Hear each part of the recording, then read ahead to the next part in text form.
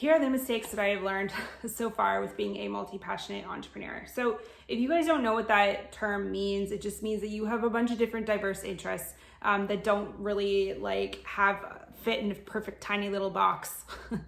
It was a term that was coined by Marie Forleo a few years ago. I identify with being a multi-passionate entrepreneur, although sometimes I've always also questioned, in the beginning of not understanding myself enough, is it just because I can't make up my mind, or I'm indecisive? I have come to learn that while sometimes I struggle with making up my mind, it more has to do with the fact that I have a lot of different passions. I have a lot of different things that I want to execute. I have a lot of different things I want to do and share with the world, what have you. I've definitely, it's been a rocky road figuring out some of that stuff. But I'm going to share the three main things that I have learned of how to show up with being a multi-passionate entrepreneur. And just doing your best to make it work. I think I see a lot of people who have been mentors of mine in the past, as an example, who are not necessarily multi-passionate. They have one business idea with one topic, and they live and breathe that one topic. They talk about it day in and day out. They grow their followers on Instagram. They grow their profits in their business, all that type of stuff, because their messaging is clear, it's easy, it's understandable, and it makes sense, right? The struggle that I find with being multi-passionate is that if you're not clear with your intent that you're multi-passionate, you're going to confuse a lot of people. And that's definitely been a big mistake of mine, is that I felt so much shame around my perceived flakiness that I was imposing on myself, because I had so many things that I wanted to pursue, that my intent to my audience wasn't clear. And that led to, as an example, losing a lot of followers. It would be my larger Instagram account. It has about 5,000 followers right now. And what I would do is I primarily marketed it as a acne skincare program, or an acne skincare account. So my intention was to get people to follow that account because of that. But then it's but I don't want to just talk about that all day, every day. It's not a disinterest of mine by any means. I do enjoy talking about it. I also like to talk about a lot of other things, like entrepreneurship and yoga and mindset and mental health and so many different things, design. And that was a struggle for me, because I realized that I wasn't clear of my intent with my audience of stating that I was multi-passionate, that I wanted to talk about a bunch of different topics.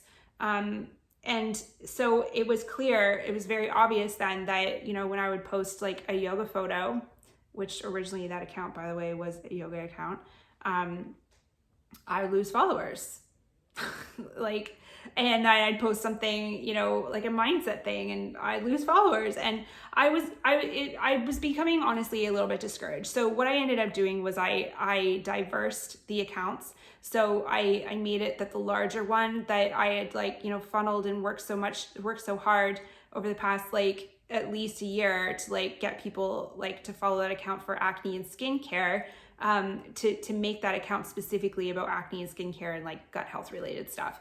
And then branch out and create a couple new accounts so that I could talk specifically about these other things that I really enjoyed.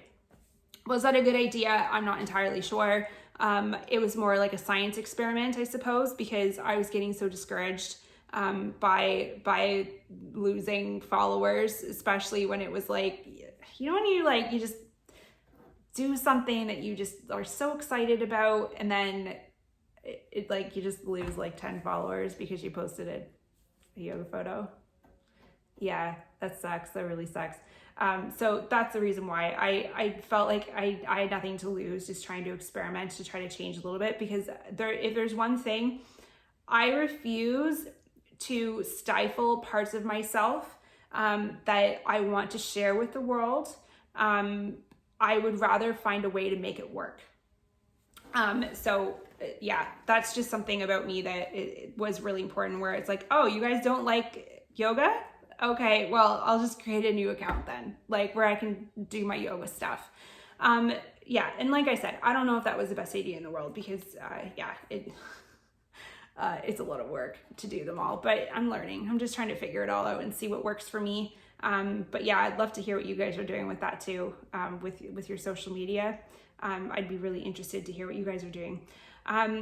Yeah, my next issue my mistake that I made was that it's easy for me to create courses, easy for me to be a doer. You know, like I'll work like on for like, 12, 14-hour days for like a couple weeks at a time, create an online program. And then I'm like, okay, let's launch it. Let's share it with the world. And everyone will want to take this course because it's so amazing.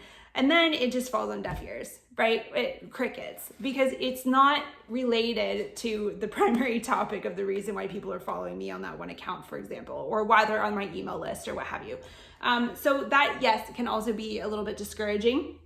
My lesson from that is that had I been more thoughtful with rolling out a mindful and solid marketing plan before I had launched the course, it probably would have worked better in my favor.